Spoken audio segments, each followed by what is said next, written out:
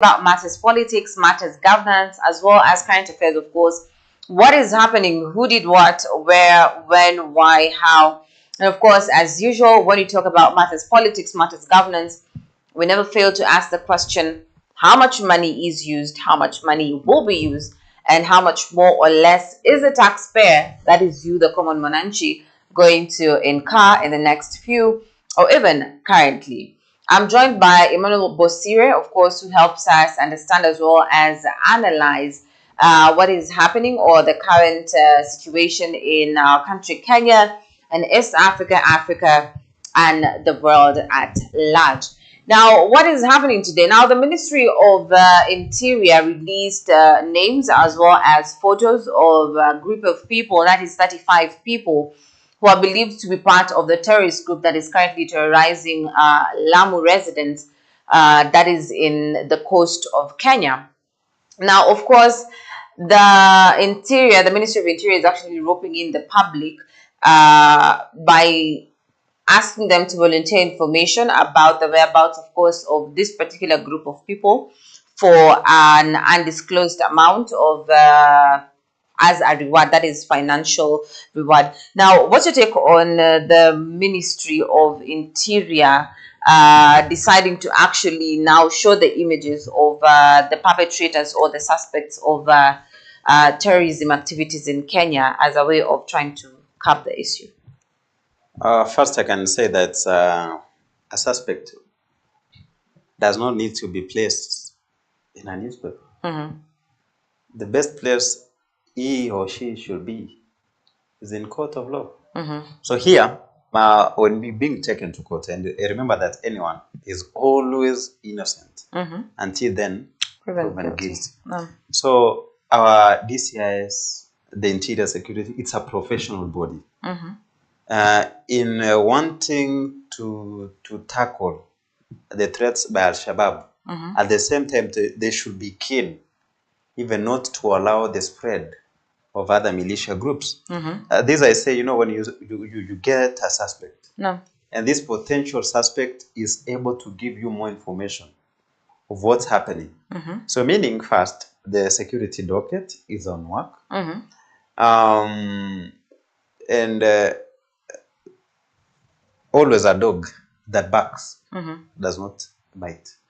Did you know that? A dog that always barks does not bite. Does not bite. Umbwa anayebweka bweka kila wakati. Hawezi kungatua mtu. All talk no do. Hawezi. Ukiona umbwa anabweka bweka, hana actions. What we've seen with the leadership of Professor Kithure Kindiki in the security, he's doing it marvelous than he could be in the deputy president, as many thought to be during the campaigns. I've heard them many saying that he does not speak, he does not command, even going further to personal assassination of the voice that God gave him, saying that this voice cannot command, and the voice does not speak. So he has the intelligence. He's working with all sectors of DCI, of army, to make sure that they are curbing and removing the Al-Shabaabs. So the threat is we have insecurity threat. 100%, yes. First in our country. You see, we recently said we were going to take peace to Haiti. And these militia groups will not be happy. They could be wanting to do something in Kenya again, so as to distract our attention back again at home. You know you cannot go and bring peace outside when you have insecurity in your home. At home, yes. So first we have the war in Israel, in Palestine. So you see what's happening in Gaza and all over. And then we're having another threat here in East Africa. The threat of Al-Shabaab. We thought it had ended, but still it's even increasing. You see they are harassing Kenyans in Lamu. They are harassing Kenyans in Somalia. So maybe, I know they could be recruiting more. So when you get the suspects, meaning that you've been doing a lot of work. And the truth is that of the 35 suspects, the possibility that they could all be members of Al-Shabaab. So what the government is doing under the security docket is that they should even work extra hard. We really want peace as a country.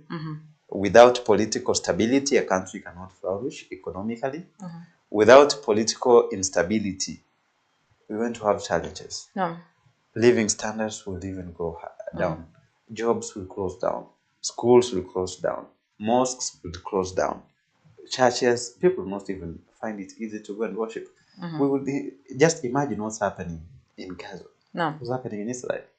What's happening in Palestine. People are being killed. People are being forced to leave their country, to move out as refugees. Something we don't want to happen here in Kenya. Remember again, the refugee camps.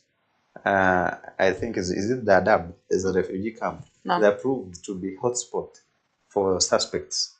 The former Interior Cabinet, Fred Matiang'i, had brought to an end. So with many of those, you find out that insecurity is a threat to anything. Insecurity is a threat to prosperity. So as a country, as a nation, we want to make sure that our security agencies are working extra hard, using all the machinery possible to make sure that the country is at peace. Like President William Ruto took the oath of government. One of the oaths was to make sure that there's peace in our country. So I want to, credit to Kindiki is credit to President. 100% sure. Yeah, so that one, we need actions. Once you get a suspect, what do you do with the suspect? Of course, arraign to court, jail. If Yeah, so those are the things we want for them to happen, and let investigation be as fast as possible. No. Don't take investigation of 2 years. That even information will be biased. It will not be true information. Yeah. And most definitely, as we are talking, we're just going to quickly move on to matter security. And we've seen that where there is political stability, of course, there is flourished economy as well as flourished growth and all other things. Now, when we see what is happening in Mavoko, that is in Athi River, we have the East African Portland Cement demolitions that have been happening at Mavoko, and over 50 people have actually lost their homes.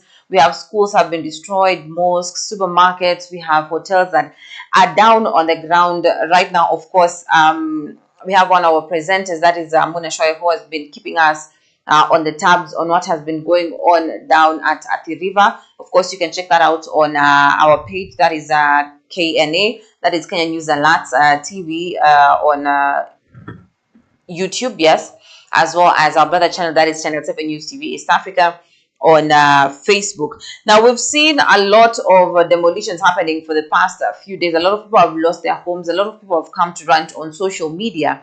And today we saw the Right Honorable Raila Amolo Odinga, that is the opposition leader, try to visit the ground where these demolitions have happened. And of course, he was denied entry. And after that, of course, he made a statement in regards to the housing situation in Kenya. And in one way or another, tried to address the president, that is William Ruto, who's currently in China, in regards to what is currently happening. So let's just have a listening on Raila Odinga, and then we'll be back to discuss more on issues Mavoko demolitions in Kenya. The evictions and demolition of dwellings will be a thing of the past. It is a fact that in July 2022, during the launch of the Kenya Kwanza Manifesto, Ruto promised that he would put to an end the culture of illegal evictions of people and property demolition if elected president. He went on to promise that where necessary, affected people would be provided with enough notice and compensation promptly paid.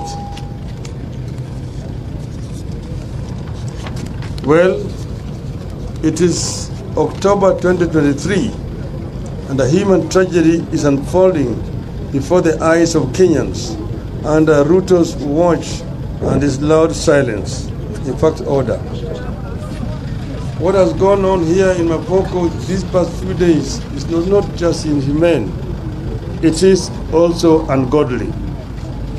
What is going on here is forced eviction, the exact crime Ruto promised to bring to an end in July last year. It's a gross violation of human rights, the right to adequate housing at a time the administration purports to be working to ensure that everyone has shelter. What's going on here indicates a systematic disregard of recognized human rights standards on the part of the state. The affected families, some among the poorest of the poor, and their upcoming middle class, have not only witnessed lifelong savings demolished and crushed to ashes, they have been left to fend for themselves on the streets without basic shelter. Children who are learning in some of the schools here have seen their classrooms flattened into open fields, the upcoming exams standing. A regime whose top leadership never missed an opportunity to show that they are deputies of Christ or is presiding over the demolition of houses of worship. The evictions have taken place just as the rains are beginning to set in.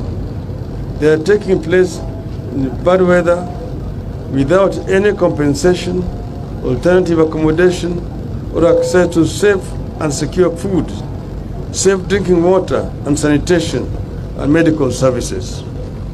The evictions have been accompanied by the excessive use of force by the police and local authorities. They have been intended to inflict inhuman pain and damage, and you can see my back.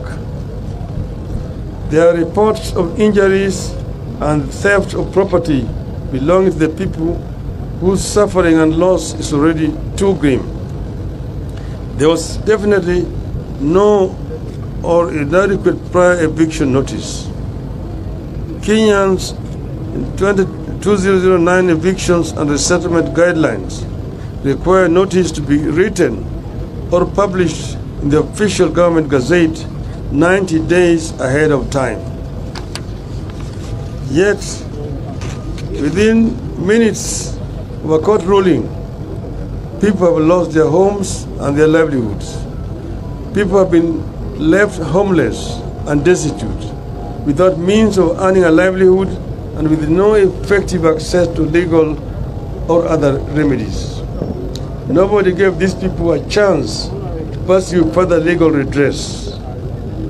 Someone who seemed to have known how the court was going to rule stood ready to swing into action and inflict maximum pain on residents immediately the ruling was made. Above all, this destruction of life, lifelong savings of people has come at a time that Kenyans are struggling with extremely high taxes, high cost of living, and a collapsing Kenya shilling.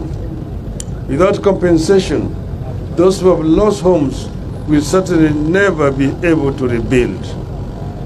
People have suffered here because of failure of the state to control speculation in land, housing, and property. One thing that's being used against the opposition to the demolitions is that East African Portland Cement owns the land and the titles were fraudulent. We therefore demand investigations and accountability of everyone, private and public, involved in this. But secondly,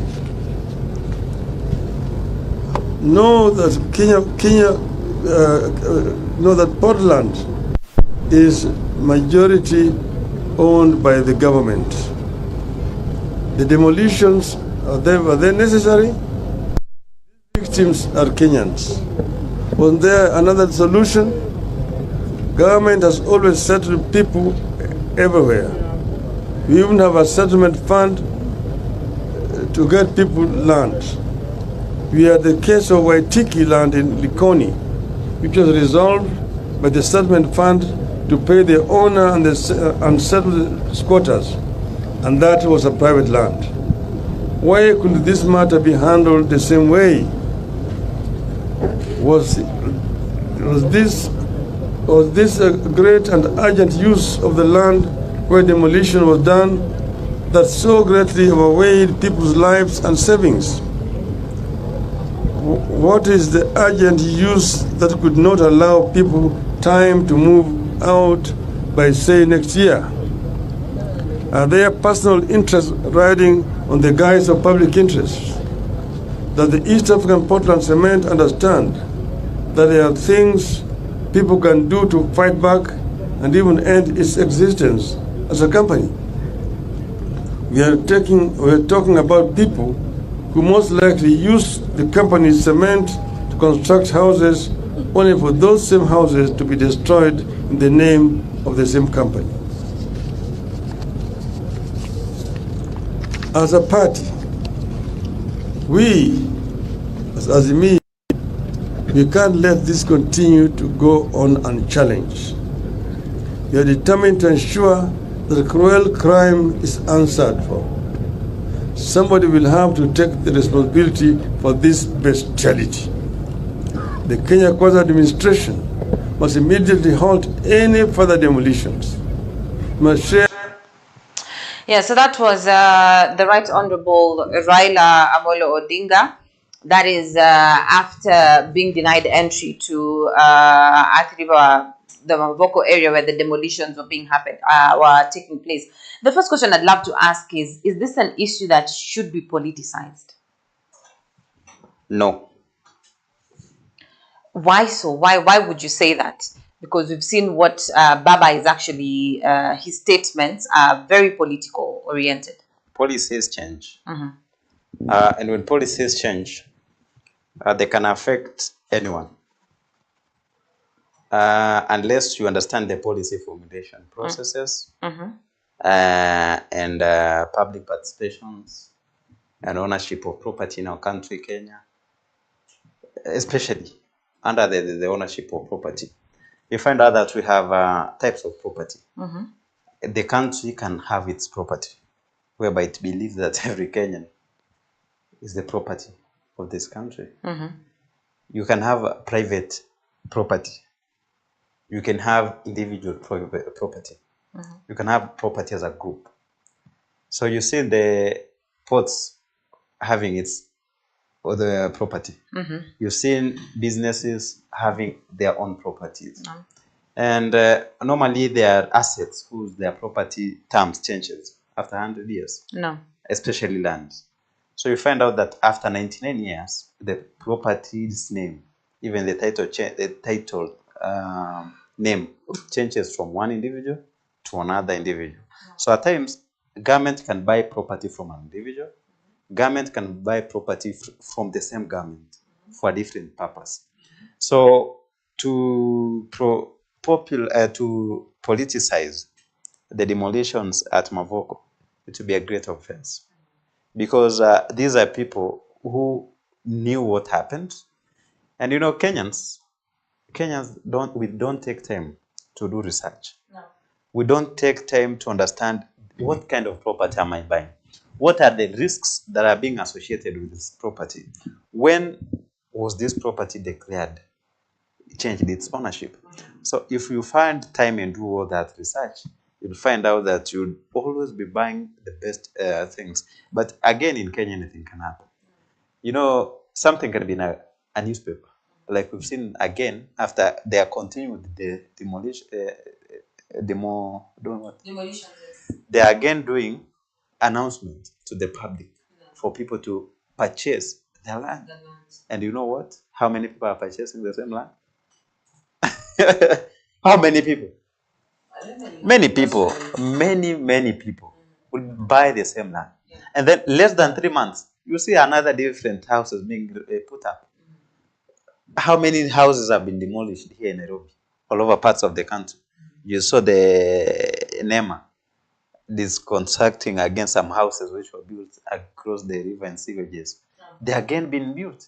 So here it's a matter of a business. People are really in business. The government is in business.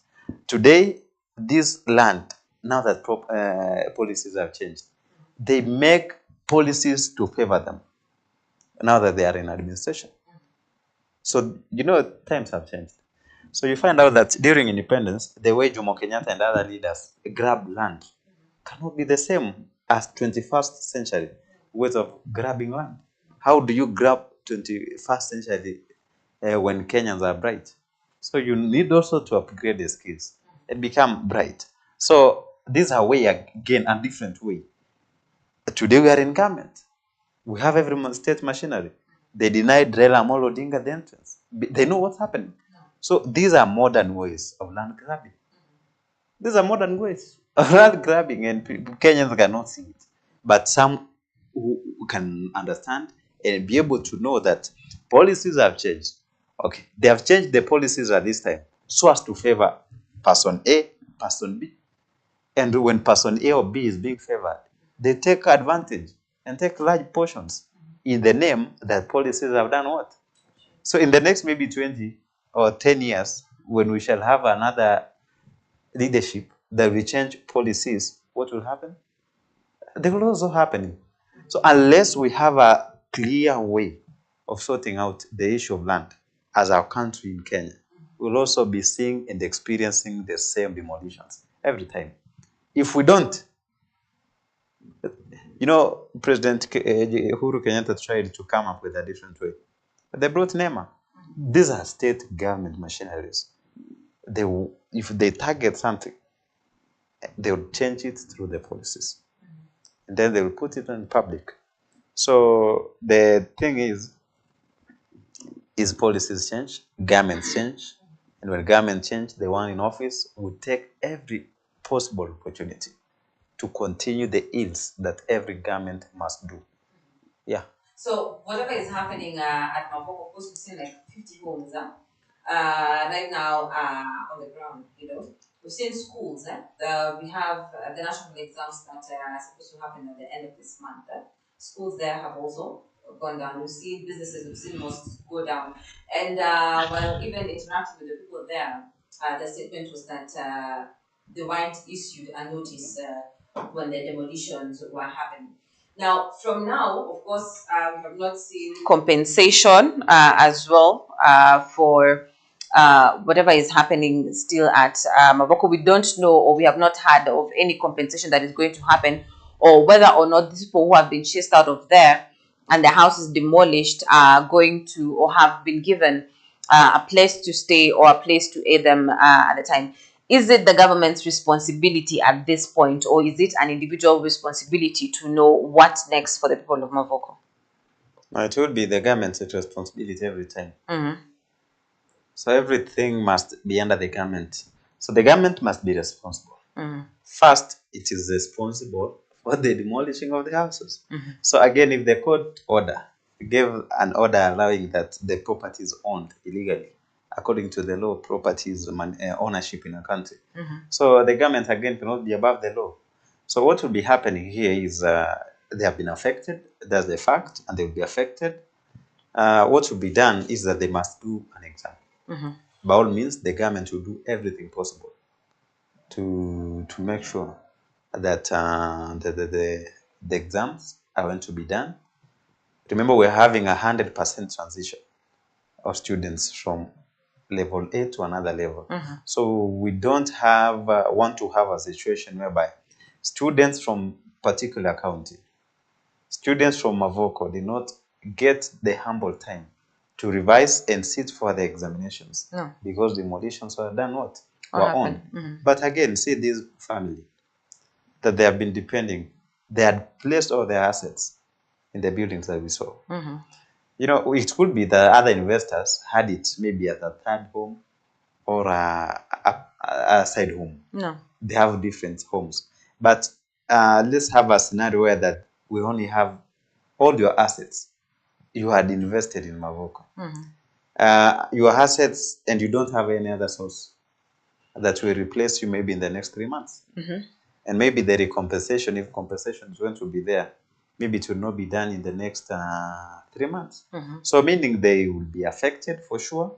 And the government must be responsible and make sure that by all means, especially the Ministry of Education, should come in and see those schools that have been affected. How many schools were they? How many candidates did they have?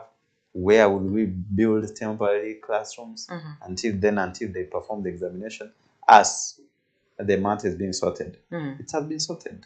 Okay. Yeah. And of course, we're looking forward to continuous updates on what is currently happening at Mavoko. And we'll see if, of course, the demolitions are going to stop. And also, as Emmanuel had mentioned earlier on, a notice was given, a 14-day notice for people who want to buy that land, priority being given to the current occupants whose houses have been demolished. What is your take on that? Feel free to tell us on the comment section below. And as we talk about ministries, we have the Public Service Performance and Delivery Management, CS, that is Moses Kuria, who earlier on announced that you might actually be forced to dig deeper into your pocket in order to pay for some government services, of course. And some of the government services that we are talking about include the NHIF, NSSF. We have the student loan application, that is HELB, police abstract, as well as single business permits, and of course, if you want to register, that is welfare groups. Now, all this is aimed at number one, of course, increasing the revenue, the government revenue, and also number two, trying to ease service delivery, or better yet, ensure quality service delivery. Now, we'll just listen to the CS, that is Moses Kuria, and then we'll be right back. Thank you very much, and good morning, ladies and gentlemen of the state. This morning, we had a brief ceremony up there where I have taken over from my sister Cabinet Secretary Aisha Jumwa, who is now headed for gender, culture, affairs ministry, and she has handed over to me the Ministry of Public Service. With me here is Principal Secretary Amos Gadesha for the State Department for Public Service. My also new State Department for Performance and Delivery Management, Madam Veronica Duva, as per the assignment of portfolios that was carried out that was announced by His Excellency the President some 10 days or so. I'm delighted to take over this ministry and to drive forward the transformation of our public service, and most importantly, to ensure that we have got a fit for purpose public service, and a public service that adds value to the people of this country. As I've told Madam Aisha Jumo, we have got 900,000 public servants in this country, and these public servants, they are supposed to deliver service to 55 million Kenyans. That means we have got roughly around 60 Kenyans that depend on each of us as public servants. If you look at the issue of expenditure, we are now, our recurrent expenditure stands at around 52% of our tax ordinary revenue. That means that half of our money that we collect through taxes is spent by 900,000 people. They are the ones who make decisions to spend, and they are the ones who consume 52% of our ordinary revenue. My question is that a fair system where one person is consuming revenue contributed by 60 people? The only way out is for public servants to make a decision, a rational decision, a deliberate decision, whether they want to continue to be paying to this country, or they want to be part of adding value to these people who contribute to the taxes with which they are paid.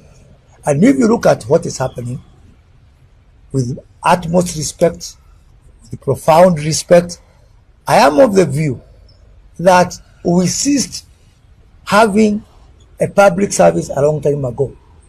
What we have is public employment. We are just engaged in coming to work because we are gainfully employed by the people of Kenya. And I'm asking public servants in this country to make a choice whether they want to remain as people in public employment or they really want, as the name suggests, to join public service. So I'm asking all these Wadosi you see here to transition from being in public employment to being in public service. And being in public service entails a lot. You have to do more than work. You know, I'm finding nowadays, I thought this is a culture that is there with the people who have been in the public service for a long time.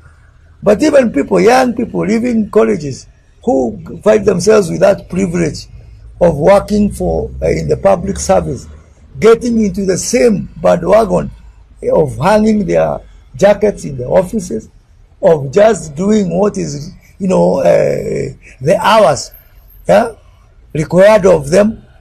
People are not going even one extra mile to work for these people, for the great people of this country. And being in public service is a very big privilege and honor that needs to be reciprocated by people who are enjoying that privilege and deliver more than a job to people who are paying taxes. 52% of taxes that are consumed by these 900,000 people. We really, truly owe the people of this country much more. I'm aware that President Kibaki, the late Kibaki, in his first government, attempted to reform the public service. That effort was abandoned somewhere, midstream, and I intend to pick from where President Kibaki left it by carrying out, a process-based reform of the public service to ensure that we have got a public service that is agile, that is nimble, that is fit for purpose, and that is value-adding to the people of this country. With me here also is a team from several departments. We have got the Director General of the National Youth Service. And let me take this opportunity, although I'll be visiting the NYS next week, and I'll make much more specific pronouncements on the way forward on the National Youth Service. But if you are a young person in this country, my simple advice is don't look for those other lofty jobs you're looking there. The National Youth Service will be the engine of transforming this country. It will be the engine of growing this country. It will be the engine with which the government of President Ruto is going to use to wake up our agriculture, to revive our manufacturing, to inculcate a culture of service that is based on patriotism and love for this country. We are going to transform radically the National Youth Service, and I can assure you that if you're not in the National Youth Service, you need to think twice. Gone are the days now when National Youth Service was for people who don't have anything else to do in life.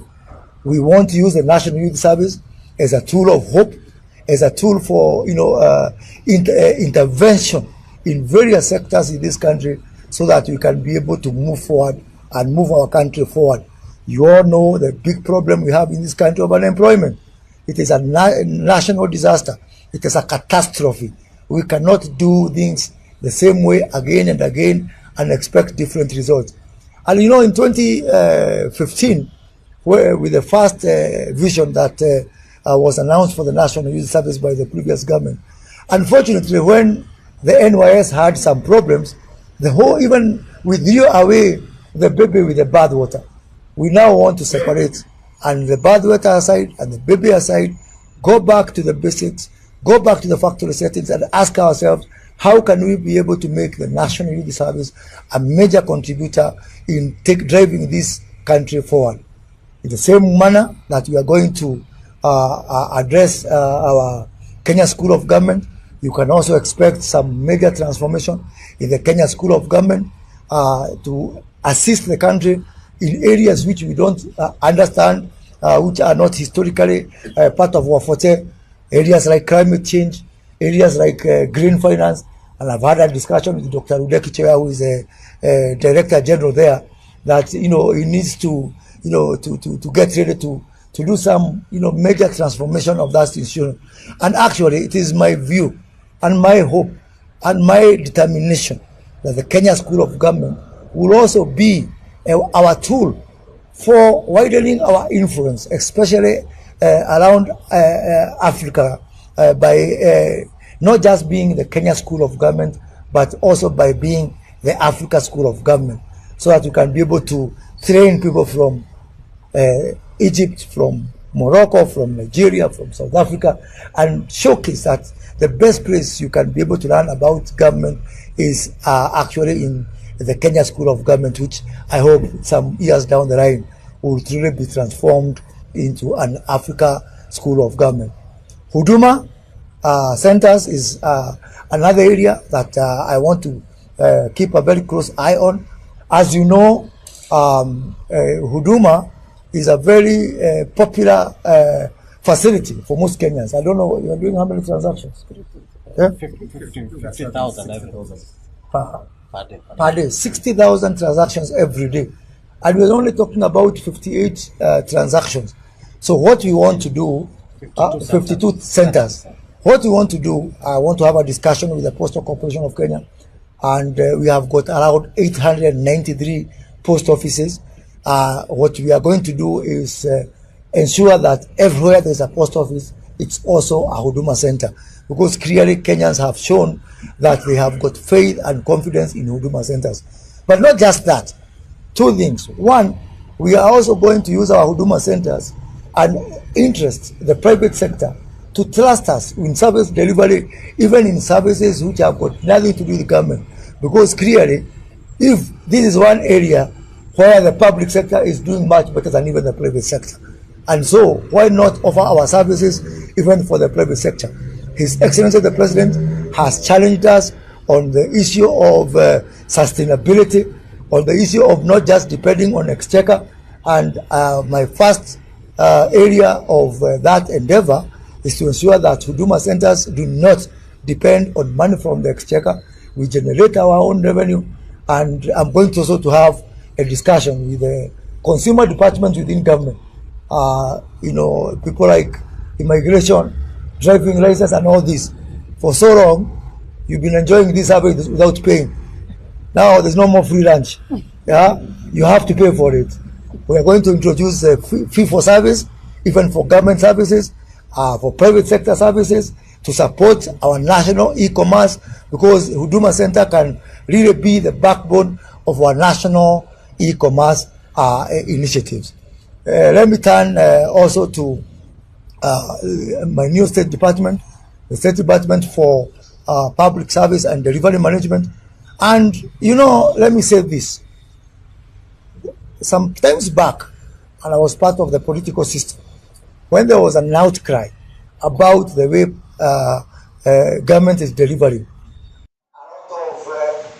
Yes, that was Moses Kuria, that is the Cabinet Secretary of Public Service, Performance and Delivery Management. And he has touched, number one, on the fee for service in order to enhance the national e-commerce.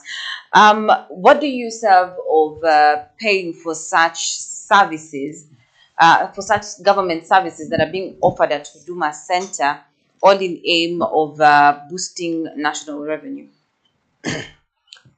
First, we have a change in business dynamics. Mm-hmm. We've shifted from physical business to online business. No. Now, with the availability of technology and the internet, with marketing strategies, search engine optimization, and many others, makes it very easy for us as a country again to move. If you don't move, there's a word I'm using, but I'll get it and use it. What's happening basically is that there's a shift from Huduma centers to online centers, whereby you can get services for online. So even the Huduma centers, what they do, they waste a lot of time. You go there and line up for more than 3 hours. Others line up a whole day. Many others take even long and long waiting for government services, something that have to be done using an alternative. No. So I'm happy, and as Kenyans, we're happy that the government has been able to move some its services from Huduma Center to the cyber, to your phone. So you're able to get government services through your phone. You log into the government websites. You get the same services that you could have gotten while at the services at the Huduma Center physically. Now, when we've shifted to online, we come and bring the point of e-commerce. So commerce is that you use the available resources to trade. So the definition of commerce, this is aids to trade. These are instruments that help people to trade. Yeah. So the internet is helping people to trade. Websites are helping the people to sell, to trade. Now, the services to bring the monetary value, I know it will not be that much, but it will help the government get another revenue. So it will be government revenue generating source, whereby you pay it through your phone, just as we do with the passports. You pay passport fee, you send the M-Pesa code, and then you receive it. So bringing it to driving license, you renew license after a long period.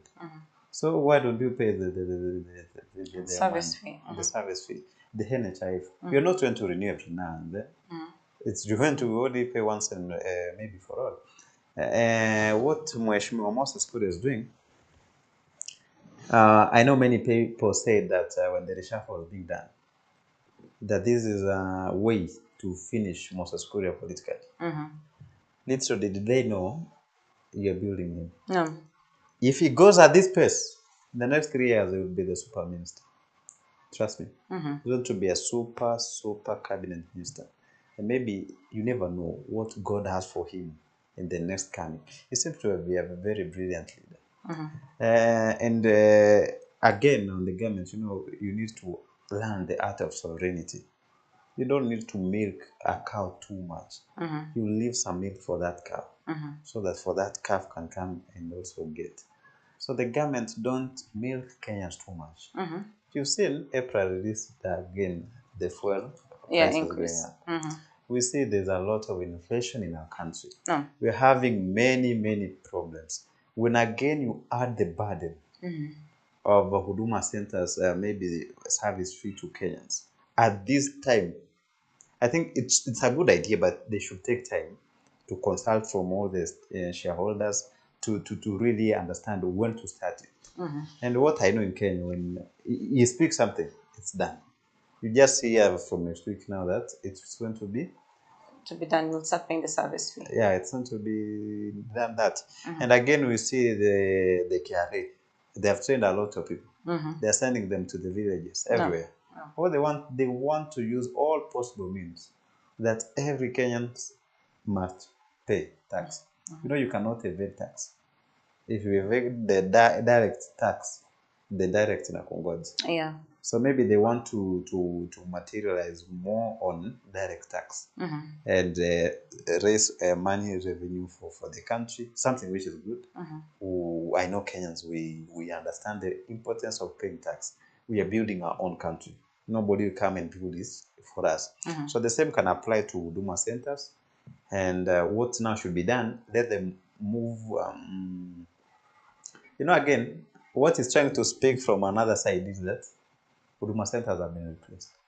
That's what it's trying to say. But let me stop you there. According to Moses Kuria, currently in Kenya we have 52 Huduma centers, Yeah, at the moment. And he's clearly stated that the plan is to convert as well or include Huduma centers into the 893 post offices that are there across Kenya. So the whole aim is actually not to scrap Huduma centers, but to increase the number of Huduma centers in the country to ensure efficient service delivery. Is that like a winning game, or is that department playing a losing game by wanting to increase the number? No, that cannot be a winning game. That's a loss to the government. First, who began Huduma centers? It was during Uhuru Muigai's Yeah, era. so when you have a new garment, a garment also needs to do something so that it can be recognized. No. That during my 10 I did this and that. No. So again, when you find that the trends have changed, not to favor you as a garment, you do things which would seem to be bringing hope. Why should you go and line up in a Huduma center to renew a driving license? Something that you can do in your phone. On your phone, yeah. Why? Why can you go and renew NHIF? Something you can do it on your phone.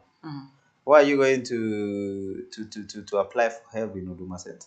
Maybe what they will be doing is that first it's good to increase them so as to reduce the congestion that we normally see in the 52 postal in the Huduma centers.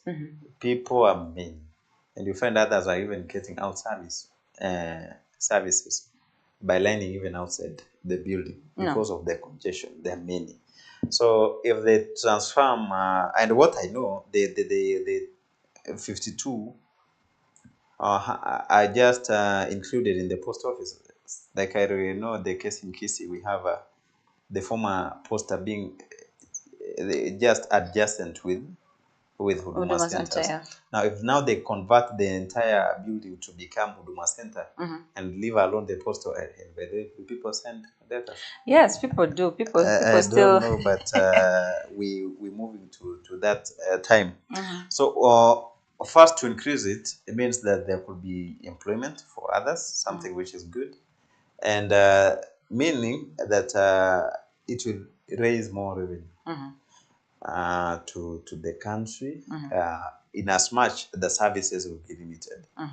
Yeah, instead of doing a lot of job there from 8 to 5 p.m., it will reduce maybe because majority of the services or what will be done again, they turn it to be now a cyber whereby you just do it freely. Maybe the service fee will be the ones only to guide you. But if you find an alternative, you can do it from another place. Yeah. Now, okay, obviously we are looking at number one, as you've stated, we are looking at, of course, increased employment. If the number of Huduma centers actually increased, we're looking at employment, we're looking at increased revenue. But now, for example, when you look at government services that are being offered in Kenya, you know, we have corruption, which has been the biggest ailment to this particular department, you know.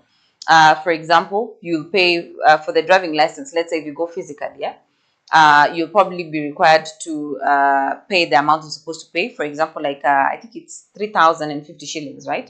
The 50 shillings is supposed to be service fee for renewing your license, for example.